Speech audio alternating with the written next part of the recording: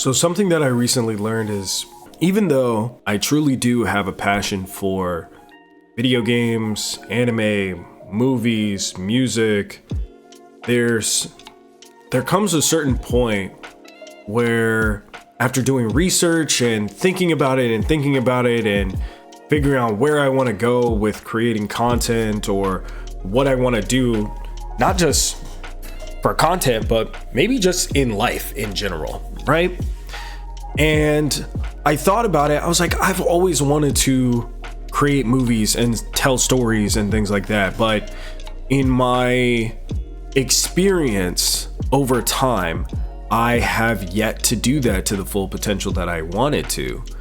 And something that is tough for me is realizing that just because I really, really do love and care for these things, do I necessarily need to be a part of them? Can I just be a consumer of these specific mediums? Should I just be a consumer of these specific mediums? Because just because I love anime doesn't mean I need to create one. Just because I love movies doesn't mean I need to create them. And I thought, because of my love for telling stories and doing things like that I should make movies. I should either make video games or something like that. But I think there comes a line for me personally that I'm kind of dancing around, whether I should or should not, or participate in these greater conversations of, all these things that exist. I mean, I can yap about movies and anime and storytelling and shit like that forever. I can just continuously yap about it, especially with an enthusiastic audience. But I feel like that enthusiastic audience kind of comes with being able to earn that, number one. And number two, it's like, would you do this if nobody was listening? And I think I absolutely would, because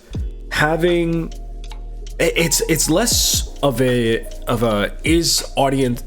It's less of an is the audience available type of thing, and more so, are you offering something to this space?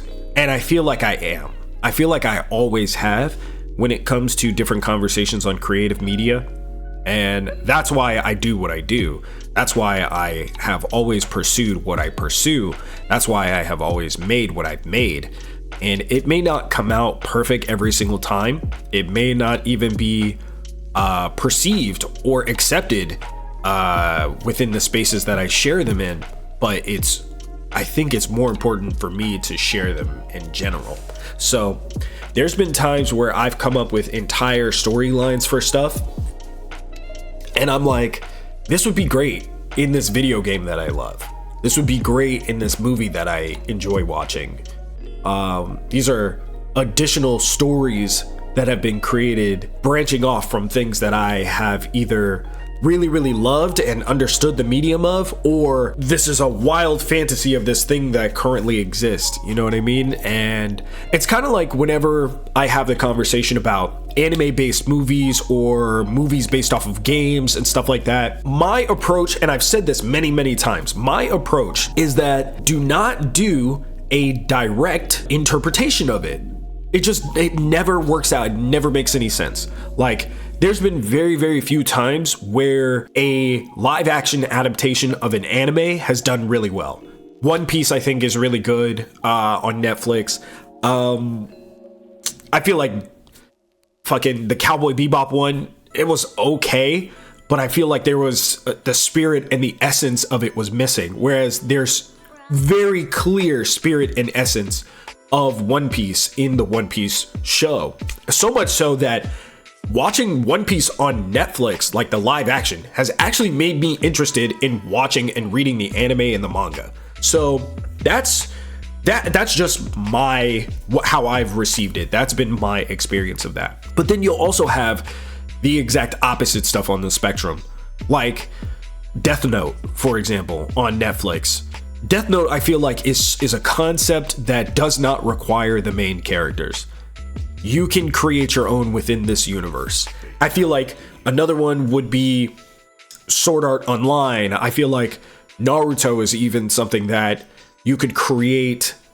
Well, that's a little tough because the impacts of the main character change the entire world per se. So, you know, if it's in its non-canon form, these other stories can exist. And I feel like Death Note would work, but Naruto would not, because the entire history of Naruto exist in that realm because of Naruto, if that makes sense. Like, you couldn't have a character set in the Cloud Village and not hear about what's going on in the Leaf Village. You know what I mean? So you couldn't have a story of, I mean, I guess you could have a story of, you know, some orphaned kids in the Hidden Mist Village because they ended up having to kill all their classmates, kill all their friends in order to pass the Ninja Academy graduation. Like, that is something that does exist within the lore. But also, you can't have this character make a huge, gigantic impact without interfering with the original canon of the story. Because if it takes place long before, then that means it would have affected the Naruto storyline, right? But it also can't take place after, because then you run into blocks of time and issues with Boruto, right? And you also run into blocks of time that are an issue that couldn't be gigantic. It's kind of like in Marvel, right? When some crazy shit in the MCU happens to Spider-Man, or Iron Man is fighting some villain that destroys almost half of New York, and you're like, where the fuck is Spider-Man? Where the fuck are the Avengers? Where's everybody else? And it's literally just Spider-Man. You know what I mean? Or it's literally just Iron Man fighting in the middle of New York. So you know these other characters exist because the MCU has introduced Luke Cage, Daredevil, Spider-Man, like all of these other characters, right? Where is War Machine?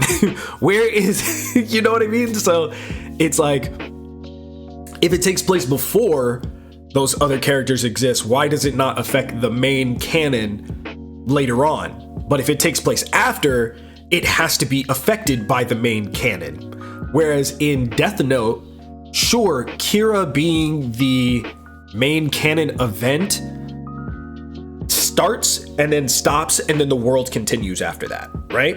It just kind of doesn't affect the totality of the entire planet.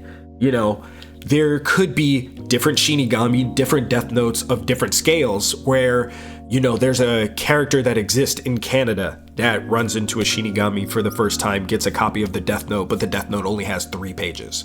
Right? So you only have access to these 3 pages. So within that very confined storyline, you have 3 pages to be able to twist and manipulate what this character is and is not allowed to do. So you see what I mean? It just like limits the scope. So now it's like this, it no longer becomes an international incident that is Kira. You know, it's something entirely on its own. And I feel like a lot of creative mediums don't really, I don't know if they're just not thinking of doing things like that, if that's just not their forte. Like, I really don't know. I really don't know what happens in these bigger conversations, in these bigger production studios and stuff like that. And I've always wanted to be a part of those things, but I will forever, at least for the time being, I will be stuck in this little box that is YouTube. I will be stuck here. This is where I am. This is where my creativity resides. This is where my creativity goes to live and breathe and have conversations with those online who choose to participate in those conversations. So that's just something that I really thought about, you know? Just a little ranting, you know, just a little yapping for no fucking reason, just because I can.